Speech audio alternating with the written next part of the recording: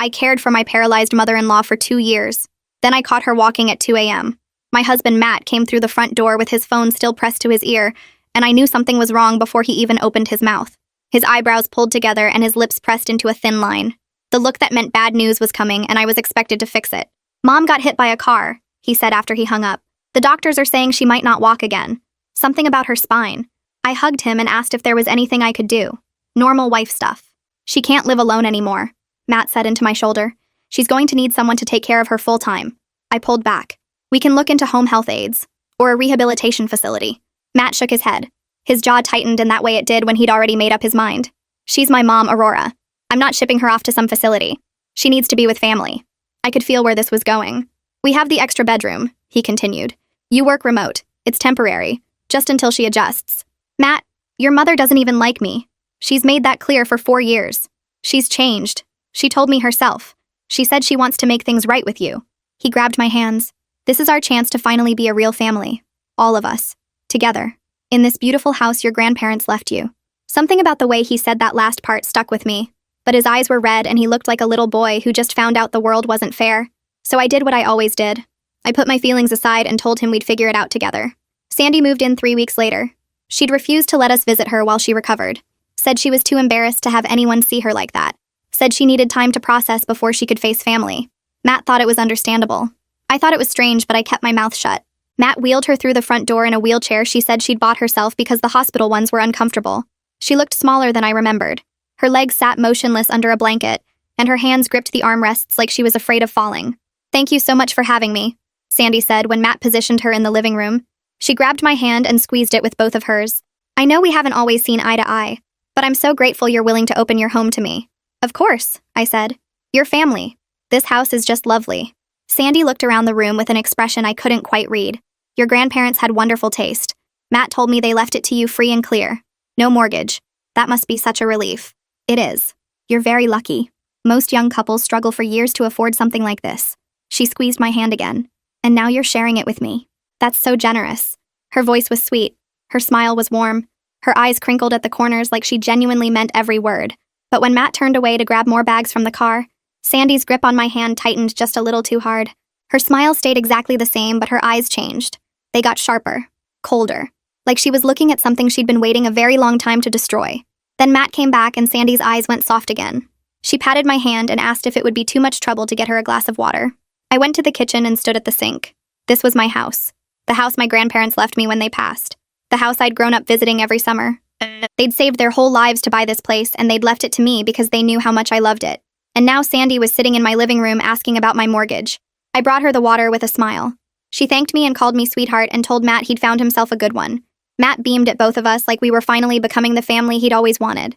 Sandy moved into my house, the house my grandparents left me. She smiled when Matt carried her bags in, thanked me for being so generous, told me how grateful she was, but I saw the way she looked at me when she thought I wasn't watching. This wasn't gratitude. This was something else. I didn't know what she was planning yet, but I knew one thing for certain. Whatever game Sandy thought she was playing, she picked the wrong daughter-in-law. The first week was hard. The second week was harder. By the third week, I couldn't remember what my life looked like before Sandy moved in. My entire existence had narrowed down to a series of tasks that never ended. Wake up, change Sandy, feed Sandy, bathe Sandy, entertain Sandy, put Sandy to bed, repeat forever. My alarm went off at 6 every morning. Not because I wanted to wake up that early, but because Sandy needed to be changed before she developed bed sores. I'd drag myself out of bed while Matt slept peacefully beside me and shuffle down the hallway to the room that used to be my home office. The room where I used to work on projects I cared about. The room where I used to feel like myself. Now it smelled like medicine, an old person, and something else I couldn't quite identify. Sandy was always awake when I got there. Always watching the door like she'd been waiting for me. Always with that same sweet smile that never quite reached her eyes. She'd greet me the same way every morning like we were reading from a script. "Good morning, sweetheart," she'd say in that sugary voice. "I hope I didn't wake you with my tossing and turning. I tried to be quiet, but you know how it is when you can't move your legs. You just lay there and stare at the ceiling all night. It's torture, really. But I don't want to complain. You're already doing so much for me." The first time I changed her, I cried in the bathroom afterward for 20 minutes. Not because it was gross, although it definitely was, but because I was 29 years old, and I'd just given up my entire life to become a full-time caretaker for a woman who had openly told her friends I wasn't good enough for her son. A woman who had made my wedding day miserable. A woman who had spent 4 years finding ways to make me feel small and worthless. And now I was wiping her like a baby, and she was thanking me with that smile that made my skin crawl. Matt had convinced me to quit my job 2 weeks after Sandy moved in. He sat me down one night after Sandy went to sleep and explained why it made sense. He said I was already working from home anyway, so it wasn't like I'd miss the office. He said Sandy needed someone there all the time, and we couldn't afford to hire a professional caretaker. He said his salary could cover our bills since we didn't have a mortgage payment thanks to my grandparents. He said it would only be temporary until Sandy adjusted and we figured out a better solution. "You're the only one she trusts," he told me when I tried to push back. "She doesn't want strangers touching her. She barely even wants me helping her because she's embarrassed. But she likes you, Aurora. She told me herself. She said you're the daughter she never had." I almost laughed in his face when he said that. Sandy had called me a lot of things over the years, but daughter was never one of them. Gold digger, social climber, that woman. Those were the words she used when she didn't think I could hear. Those were the words she whispered to her friends at family gatherings while I stood in the kitchen pretending not to notice. But Matt looked so hopeful standing there, so convinced that his mother had finally come around, so desperate to believe that everything was going to work out, and I was so tired of fighting battles I never won. So I quit my job and became Sandy's full-time nurse and tried to tell myself it was the right thing to do. The bathing was the worst part of my new life. Every other day I had to lift Sandy's dead weight from the wheelchair to the shower bench. She couldn't help at all, according to her. Just sat there limp while I strained my back trying not to drop her. I'd wash her hair and scrub her body and try not to think about how my own grandmother had warned me about Sandy at my wedding reception. "That woman has ice in her veins," Grandma Rose had whispered to me while we stood by the cake table. "I've seen her type before. She'll smile at you while she's sharpening the knife. Don't ever trust her, Aurora. Don't ever let your guard down around her."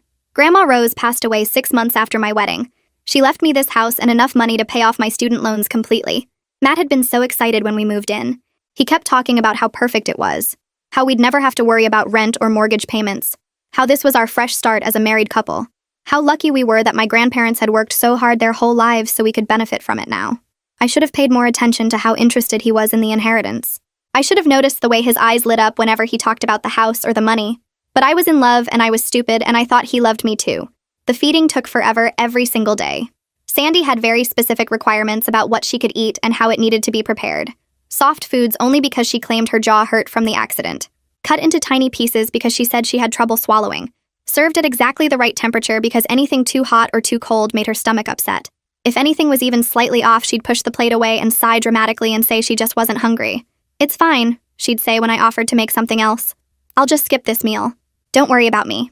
I know I'm already such a burden to you. The last thing I want to do is cause more trouble by being picky about food. I'll survive. I always do." Then she'd look at me with those sad puppy dog eyes, and I'd spend another hour in the kitchen trying to make something she'd actually eat. And the whole time I'd feel like a monster for being tired. Like I was the worst person in the world for wanting 5 minutes to myself. Like I should be grateful for the opportunity to serve this woman who had never shown me an ounce of genuine kindness. The guilt trips were constant and relentless. Sandy had a way of making everything I did feel insufficient. If I cooked her breakfast, she'd mention how her own mother used to make breakfast for her every morning without ever complaining. If I helped her into the wheelchair, she'd wince and say I was too rough, even though I was being as gentle as possible. If I took a 15-minute break to eat my own lunch, she'd call for me constantly with increasingly urgent requests, until I gave up and went back to tending to her needs.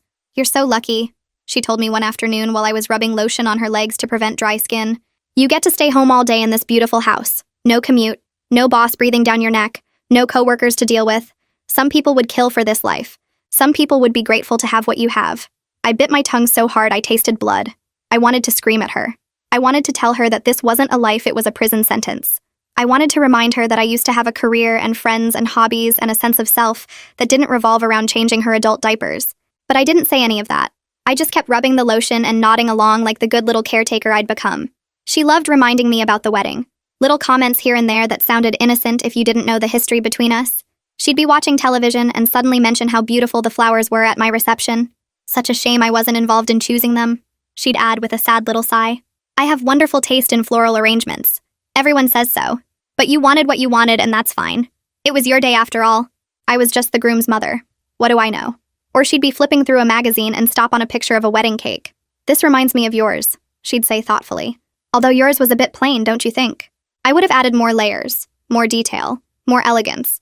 But you were on a budget, I suppose. Can't expect champagne taste on a beer budget, as they say."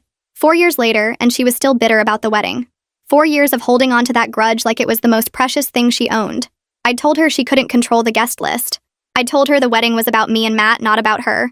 I'd told her no when she demanded I change the venue and the flowers and the music and everything else she wanted to change. And apparently she'd never forgiven me for any of it. About 8 months into taking care of her, she caught me completely off guard. I was brushing her hair before bed like I did every night, and she was being unusually quiet. Usually she'd use this time to complain about something or tell me stories about Matt's childhood that were clearly designed to make me feel inadequate. But this night she was silent, just sitting there looking at herself in the mirror with a thoughtful expression. Then she caught my eye in the reflection and smiled. A different kind of smile than usual. Softer. More vulnerable. You know, she said in a quiet voice, I never did apologize for how I acted at your wedding. I was awful that day. Just awful. I said things I shouldn't have said. I made a scene when I should have been celebrating my son's happiness. I was selfish and petty, and I'm ashamed of myself. I froze with the brush in my hand. Sandy had never once acknowledged her behavior at my wedding. Not in 4 years. Not even close. She'd always acted like everything she did was perfectly justified, and I was the one being unreasonable for being upset about it. I was just so scared of losing my son, she continued. Her voice got thick like she was about to cry. He's all I have in this world, Aurora. After his father left when Matt was just a baby, I put everything into raising that boy. Every ounce of energy I had went into making sure he had a good life. And then you came along and suddenly he didn't need me anymore. He had you. I didn't know what to say. Part of me wanted to believe her. Part of me desperately wanted this to be real. Part of me had been waiting 4 years for Sandy to acknowledge what she'd done and apologize for it. I know I made your wedding day harder than it should have been, Sandy said. She reached up and patted my hand where it rested on her shoulder. I know I didn't make you feel welcome in this family. And I'm sorry. I truly am. You didn't deserve that. You've never deserved any of the awful things I've said and done to you. I felt tears burning in my eyes. After 4 years of coldness and judgment and thinly veiled insults, Sandy was finally apologizing. Maybe Matt was right all along. Maybe she really had changed. Maybe almost dying in that accident had given her a new perspective on life. Maybe we could actually be a real family now. Thank you, I said quietly. That means a lot to me. Sandy smiled at me in the mirror, but there was something in her expression that didn't quite match her words. Something hard underneath the softness.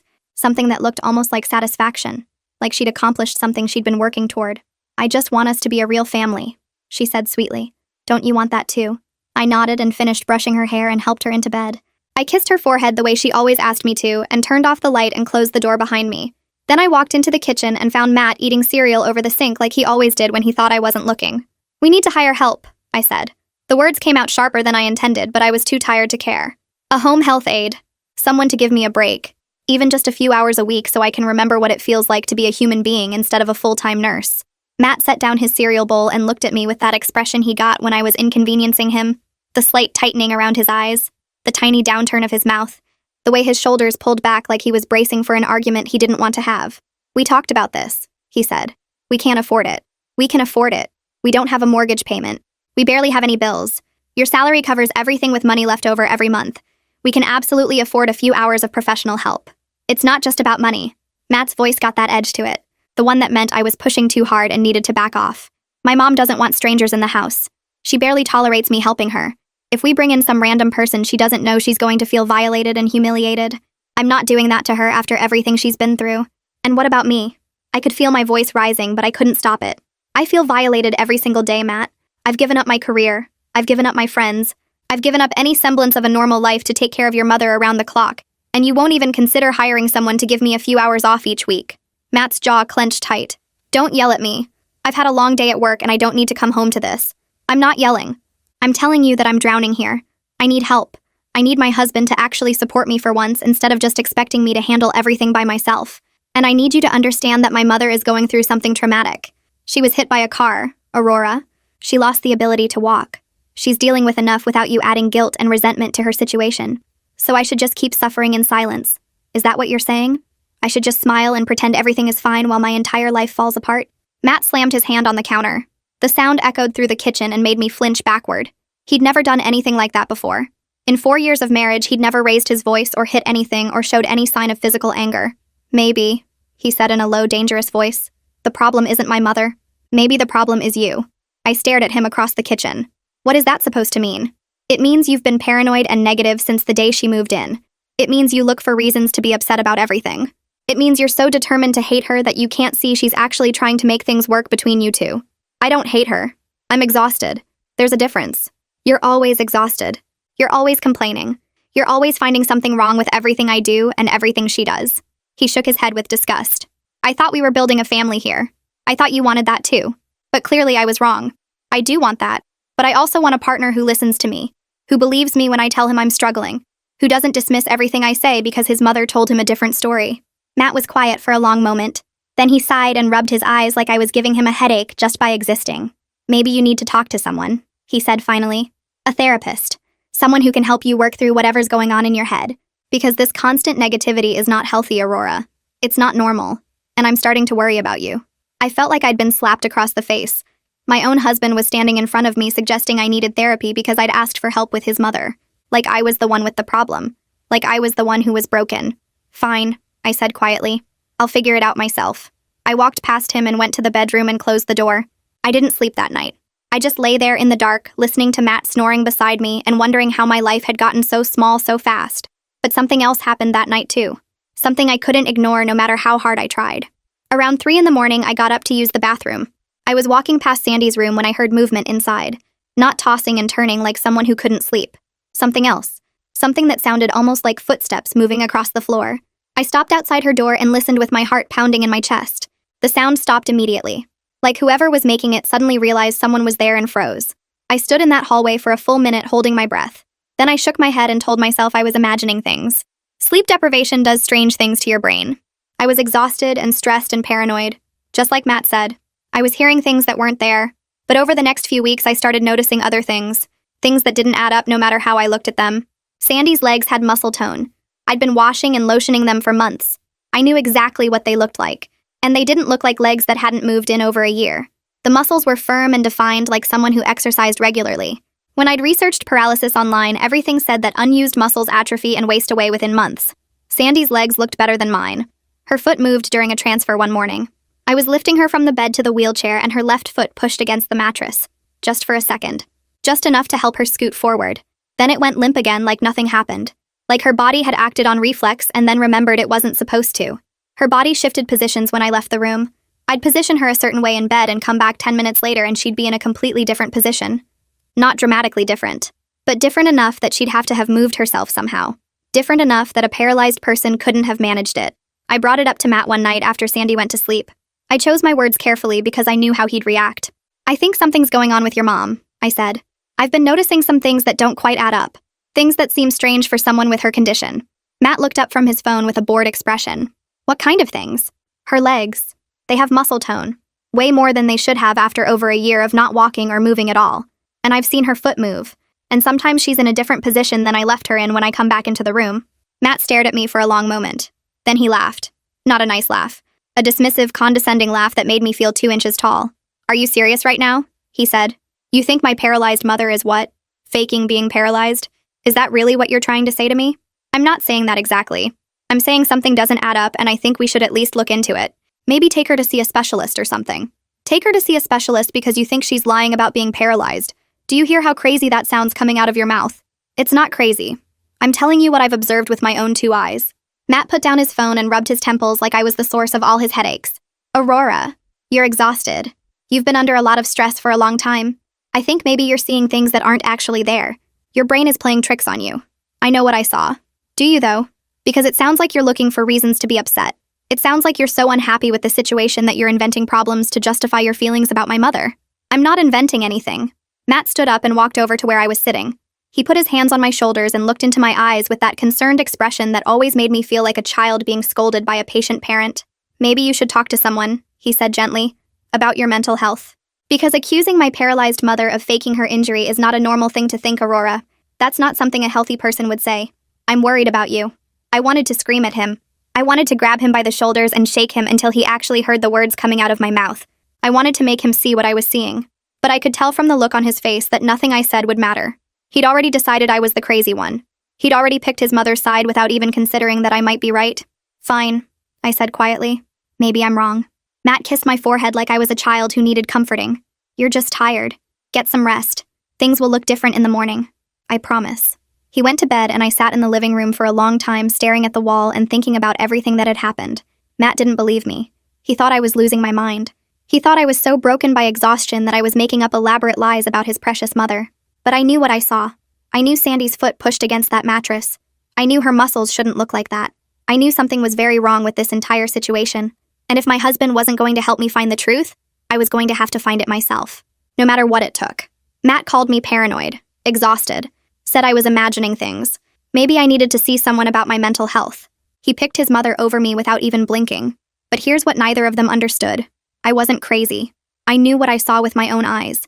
And if my husband wouldn't help me find the truth about what was really going on, I'd find it myself.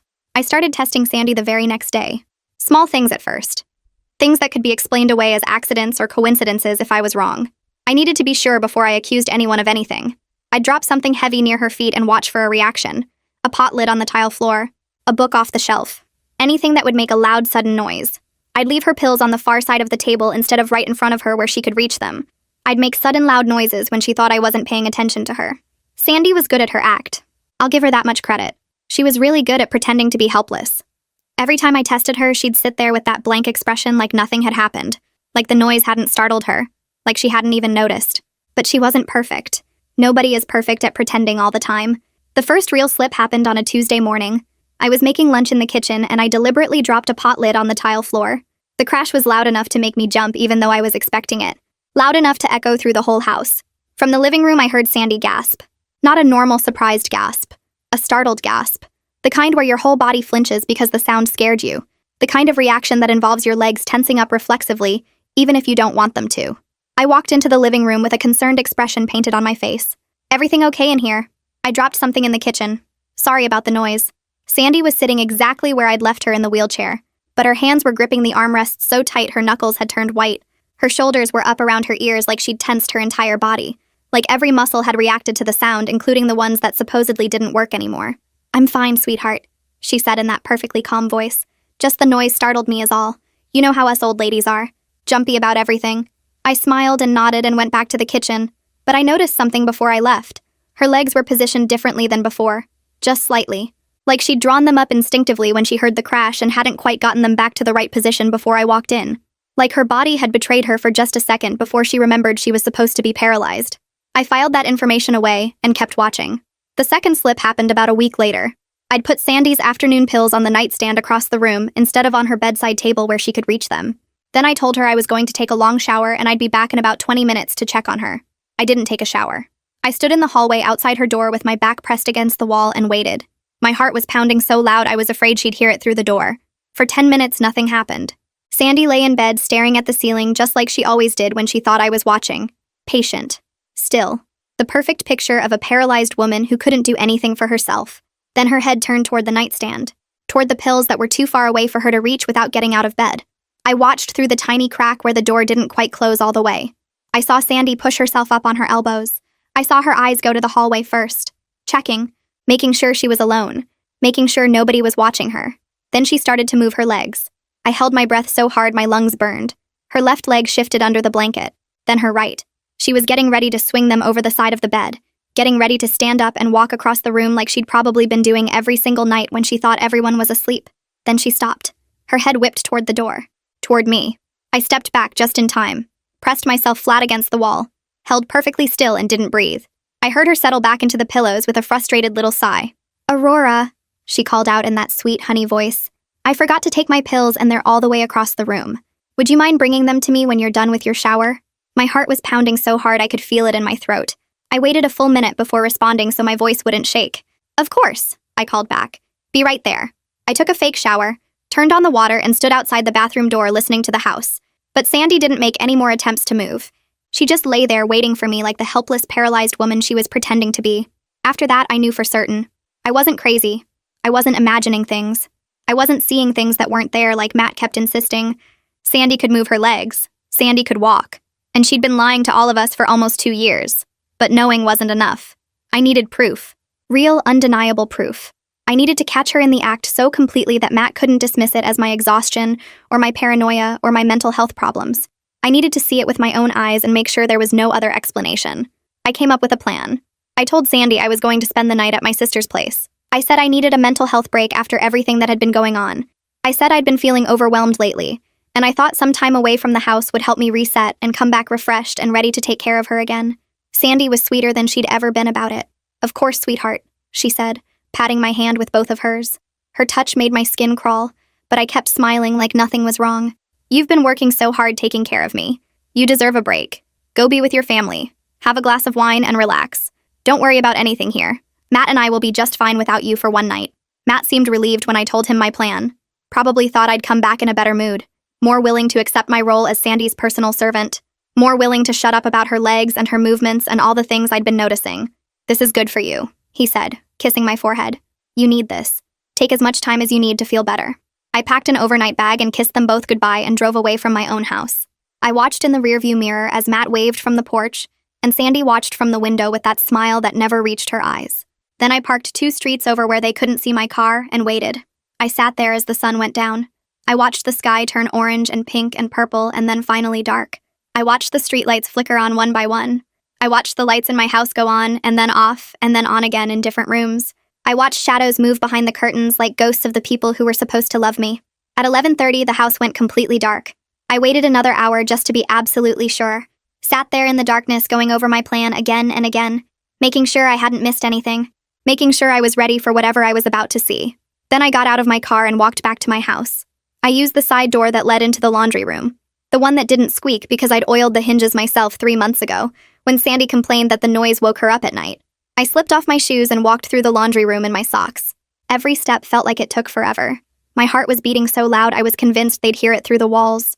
I made it to the hallway when I heard voices, not from the bedrooms, from the kitchen. Voices and laughter. I pressed myself against the wall and crept toward the sound. The kitchen light was on. I could see it spilling into the hallway through the open doorway. Yellow light cutting through the darkness like a knife. I got as close as I dared and peeked around the corner. Sandy was standing at the counter pouring herself a glass of wine. Standing. On her own 2 feet. Without the wheelchair anywhere in sight. Without any assistance at all. Just standing there like it was the most natural thing in the world. Matt sat at the kitchen table with a glass already in front of him.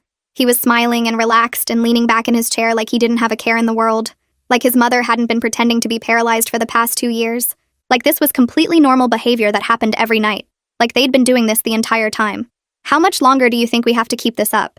Sandy asked as she brought her wine to the table. She walked perfectly. Smoothly. No limp. No hesitation. No sign of any injury at all. I'm getting sick of sitting in that wheelchair all day pretending I can't move. Not much longer, Matt said. He took a sip of his wine and smiled at his mother. She's close to breaking. I can feel it. The way she looks at me lately. The way she keeps pushing back and asking for help. The way she started noticing things. She's going to crack any day now. Good. Sandy sat down across from him and crossed her legs like it was nothing.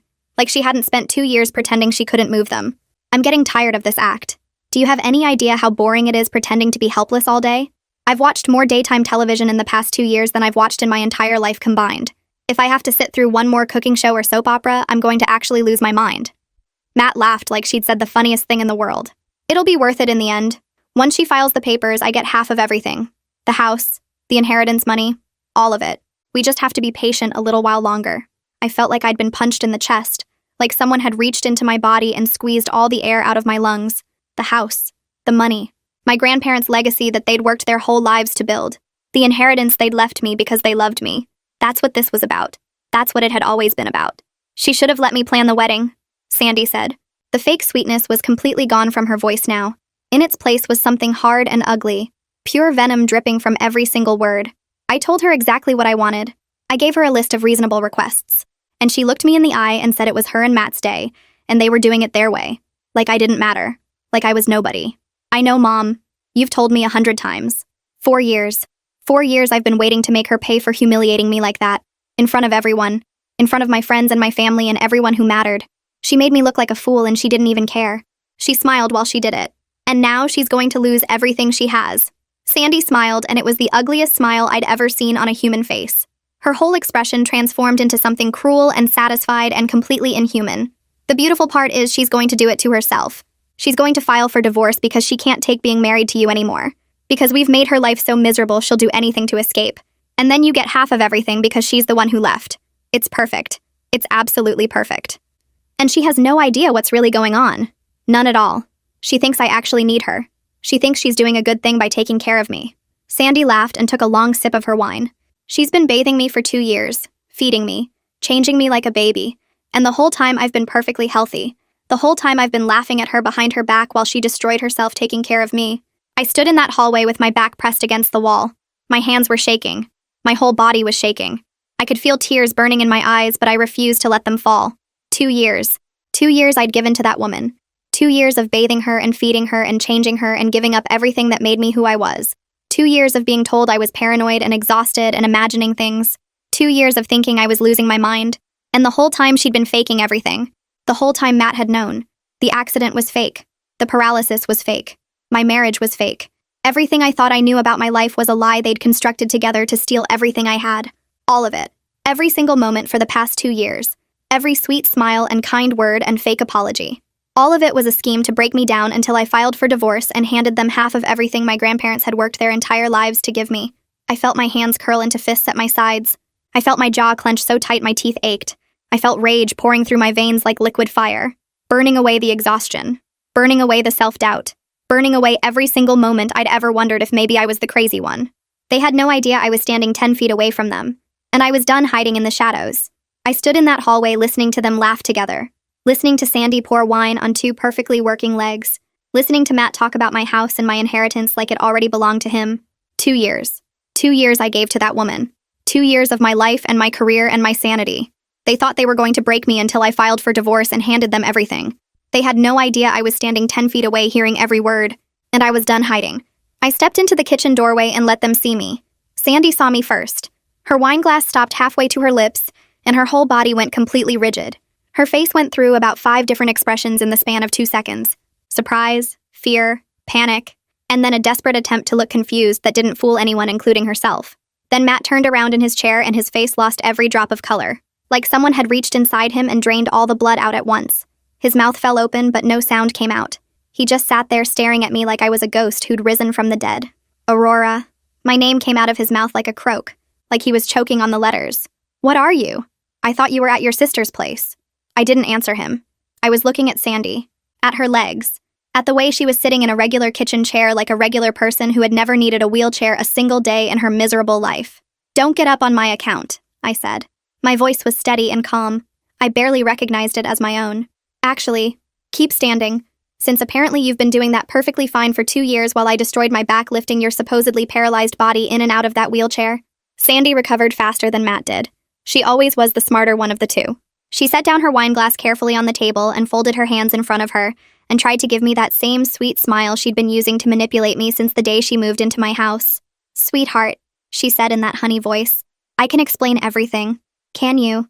Can you explain how you've been walking around my house at night while I spent my days bathing you like you were a helpless baby? Can you explain how you've been standing at my kitchen counter drinking my wine while I gave up my entire career to be your full-time nurse? Can you explain any of that, Sandy? Because I would really love to hear what kind of explanation makes any of this okay. It's not what it looks like. I laughed, and the sound was sharp and ugly, and I didn't care at all. It's not what it looks like. I just stood in that hallway for 20 minutes listening to every word you said. I heard you admit the paralysis was fake. I heard you say you've been waiting 4 years to make me pay for not letting you control my wedding. I heard Matt say he's going to take half of everything I own once I crack and file for divorce. I tilted my head and looked at her with all the hatred I'd been suppressing for 4 years. Please, tell me what it actually looks like. I'm absolutely fascinated to hear your explanation. Sandy's sweet expression cracked and fell away. Underneath it, I could finally see the real her, the one my grandmother had warned me about, the one with ice in her veins who smiled while she sharpened the knife. You don't understand what it's like, she started. I understand perfectly. You're a bitter, pathetic old woman who couldn't stand that your son married someone who didn't worship the ground you walked on. So you spent 4 years holding a grudge like it was your most precious possession, and then you came up with this sick, twisted plan to destroy my entire life and steal my inheritance. Matt stood up from the table. His chair scraped against the floor with an ugly sound. He held his hands out in front of him like he was approaching a dangerous animal he was trying to calm down. Aurora. Babe. Let's just calm down and talk about this rationally. Calm down. You want me to calm down right now? I know this looks really bad. This looks bad. This looks bad, Matt. I laughed again, and it sounded completely unhinged even to my own ears. That's what you have to say to me right now. That's the best excuse you can come up with after I just caught you red-handed. Just let me explain the situation. Explain what exactly? Explain how you've been lying to me for 2 straight years. Explain how you watched me quit my job and destroy my body and lose my mind taking care of your mother who was never actually paralyzed. Explain how you told me I was crazy and paranoid and needed therapy every single time I noticed something was wrong. My voice got louder with every word. I was shaking with rage now and I couldn't stop it. Didn't want to stop it. This anger was the only thing keeping me standing upright. It wasn't supposed to go on this long. Matt said desperately. His voice cracked in the middle like a teenager going through puberty. It was just supposed to be a few months. Long enough for you to get frustrated and overwhelmed. Long enough for you to decide you didn't want to be married to me anymore. But you kept going. You kept taking care of her. You just wouldn't break no matter what we did. So this is my fault now. I'm too resilient. I'm too committed to my marriage. I'm too determined to be a good wife and daughter-in-law. That's the problem here. That's not what I'm saying. Then what are you saying, Matt? Make it make sense for me. Explain to your wife why you and your mother have been running a con on her for 2 years. Explain why you let me think I was losing my mind. Explain why you told me I needed therapy for noticing that something was obviously wrong. Matt opened his mouth and closed it again without saying anything. He had nothing. No excuse good enough to justify any of this. No lie smooth enough to talk his way out of it. For once in his entire life, he was completely speechless. Sandy stood up from the table. She moved smoothly and gracefully like she'd never had a single problem with her legs. Like the wheelchair collecting dust in the corner of my living room was just a prop in the elaborate play she'd been performing for the past 2 years. You want to know why I did this? Sandy said. Her voice was different now. Harder. Colder. No more pretending to be sweet. This was the real Sandy. The one who'd been hiding behind that helpless old woman act the entire time. Because you humiliated me. You looked me in the face and told me I had no say in my own son's wedding. You dismissed every single suggestion I made like I was nobody. You treated me like I was invisible. I didn't let you control my wedding. That's why you destroyed 2 years of my life. You didn't let me have anything. Not the venue. Not the flowers. Not the guest list. Not the music. Not a single thing. You took my son from me and then you shut me out of the most important day of his life completely. You made all the decisions without me and you smiled while you did it. It was our wedding, Sandy. Mine and Matt's, not yours. Parents don't get to control their adult children's weddings just because they think they should. He's my son. Sandy's voice rose to something close to a scream. Her face was red and twisted with 4 years of resentment finally boiling over. I raised him completely alone. I sacrificed everything I had for him. His father left when he was 2 years old and walked out on both of us, and I did everything by myself. Every scraped knee, every nightmare, every school project, every football game. I was there for all of it. Me, nobody else. And you came along and made me feel like none of that mattered. Like I was just some obstacle in the way of your perfect life. I stared at her. 4 years of pretending to tolerate me. 2 years of pretending to be paralyzed. Thousands of hours of my time and energy and sanity poured down the drain. All because she didn't get to pick the centerpieces at my wedding reception. You're completely insane, I said quietly. You're actually clinically insane. I'm a mother who was wronged by someone who should have respected me. And I waited 4 years for the perfect opportunity to get what I deserved. What you deserved. You stole 2 years of my life. You made me think I was going crazy. You had me bathing you and feeding you and changing your adult diapers while you laughed about it behind my back with my own husband. And you stole my son from me. So I'd say we're about even now. I turned to look at Matt. He was still standing there with his hands at his sides, looking like he wanted to dissolve into the floor and disappear forever. And you, I said. You went along with every single part of this. You watched me suffer every single day for 2 years and you never said a word. You told me I was paranoid. You told me I needed professional help. You made me think I was the problem in this marriage. I didn't know it would go this far, Matt said weakly. His voice was barely above a whisper.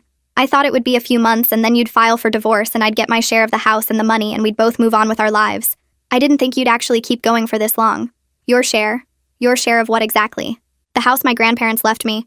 The money they worked their entire lives to save. You think you're entitled to any of that. We're married. What's yours is mine. That's how marriage works legally. So that was the plan all along. Make my life so unbearable that I file for divorce first. Then you get half of everything because I'm the one who left. Because I'm the one who couldn't take it anymore. Very clever. Matt didn't deny any of it. He just stood there staring at the floor like a child who'd been caught stealing from the cookie jar. Whose idea was this whole thing? I demanded. Was it yours, or was it hers? He was quiet for a long moment. Then he gestured toward Sandy without looking at her. It was Mom's idea. The paralysis scheme. The fake accident. She came up with all of it after she found out about your inheritance. Oh, don't you dare! Sandy jabbed her finger at him with fury in her eyes. Don't you dare try to put this all on me. You were more than happy to go along with every part of it. You were the one who said we needed to push harder and move faster. You were the one who kept telling me Aurora was getting close to cracking. You wanted that money just as much as I wanted revenge for what she did to me. You wanted the money too. Don't pretend you're some innocent victim in this. I wanted justice. The money was just a bonus. I watched them turn on each other like rats fighting over scraps. Mother and son, partners in crime, already looking for someone else to blame now that their scheme had fallen apart. 2 years of my life, I said quietly. They both stopped arguing and turned to look at me. 2 years I'm never going to get back. 2 years of thinking I was losing my mind. 2 years of being told I was paranoid and exhausted and imagining things. You both did this to me together. You both watched me fall apart piece by piece, and you didn't care at all. You were counting on it. Matt's expression crumbled slightly. For just a second, he almost looked like the man I'd fallen in love with and married. Almost looked like he might actually feel bad about what he'd done. "I'm sorry," he said. "I really am. I never wanted it to go this far. Things just got out of control. But you didn't stop it either. You watched me suffer every single day, and you didn't say a single word. You could have ended this at any point. You could have told me the truth. You chose not to because you wanted my money more than you ever wanted me. I didn't know how to get out of it once we started. The longer it went on, the harder it got to tell the truth. I was trapped. So you were just going to let it keep going forever until I finally broke completely." He didn't answer. The truth was written all over his face. I looked at both of them standing in my kitchen. My husband, who had never really loved me for a single day of our marriage. His mother, who had been planning my destruction since the moment I said I do. 2 people who had smiled at me and hugged me and told me I was family, while they plotted to take everything I had. "Get out of my house," I said. Sandy laughed like I'd told a joke. "Excuse me. Get out of my house. Both of you. Right now. Tonight." "You can't just kick us out," Matt said. "I live here too. This has been my home for years. This is my house. My grandparents left it to me. My name is on the deed. My name is on everything. You don't own a single thing here except your clothes and your collection of lies. We're married. I have legal rights to this property. You have the right to leave before I call the police and report you both for fraud and theft and whatever else I can think of. 2 years of scheming to steal my inheritance has to be worth something in court." That got their attention. Sandy's confident expression wavered for the first time since I'd walked into the room. Matt's face went even paler than it already was. "You can't prove any of this," Sandy said quickly. "It's your word against ours. Nobody's going to believe you. Maybe not, but I'm willing to try. I'm willing to spend every single cent of that inheritance my grandparents left me to make sure you both pay for what you've done. Are you willing to bet everything that I won't?" Sandy's jaw tightened. Matt looked like he was about to be sick all over the kitchen floor. "Here's what's going to happen," I continued. My voice was steady and calm, and I felt more in control than I had in 2 years. "You're both going to leave this house tonight. You're going to pack whatever you can carry, and you're going to get out and you're never going to come back. And then I'm going to call a lawyer first thing tomorrow morning and figure out how to make sure neither of you ever sees a penny of my grandparents' money."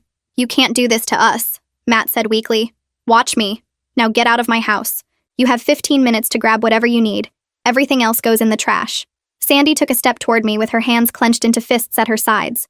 For a second, I thought she might actually try to hit me. "You ungrateful little nothing," she hissed. 10 minutes, I said without flinching. "Every minute you waste arguing with me is a minute less you have to pack your things." They both stared at me. I stared right back without blinking. For 2 years, I'd been the doormat, the caretaker, the devoted wife who put everyone else's needs before her own. I'd made myself smaller and smaller to fit into whatever tiny space they allowed me to occupy. Not anymore. Never again. "Clock's ticking," I said. Matt moved first. He walked past me without making eye contact and went down the hall toward our bedroom. I heard drawers opening and clothes being thrown into bags. The sound of my marriage ending one handful of shirts at a time. Sandy didn't move right away. She stood in the kitchen with her arms crossed over her chest and her face twisted with pure hatred. "You're going to regret this for the rest of your life," she said in a low voice. "I have friends. I have connections. I can make things very difficult for you. You already made things difficult for me. For 2 straight years. And you know what I learned from that experience. I'm a lot harder to break than you ever thought I was." Sandy's lip curled up in disgust. "You were never good enough for my son. And your son was never good enough for me. Now get out of my house before I physically throw you out myself." She held my gaze for a long moment, testing me, trying to find any weakness she could dig her nails into, any crack in my armor she could exploit. She didn't find one. Finally, she turned and walked away down the hallway. Her footsteps were loud against the hardwood floors. No more shuffling. No more pretending she couldn't walk. She moved like what she really was, a perfectly healthy woman who had been playing the most elaborate and cruel game imaginable. I stood in my kitchen and listened to them pack their things. I heard them arguing in low, angry voices. I heard Matt ask Sandy what they were supposed to do now. I heard Sandy snap at him to shut up and focus on getting out before I changed my mind and called the police. 15 minutes later, they walked out the front door with bags in their hands. Matt stopped on the porch and turned back to look at me one last time. His face was a mess of conflicting emotions. Guilt, anger, desperation, self-pity. "Aurora," he said, "I really am sorry. For what it's worth." "It's not worth anything," I told him. "Goodbye, Matt." I closed the door in his face before he could say anything else. In the end, Matt got nothing. Not the house, not the inheritance money, not a single cent of what my grandparents worked their whole lives for.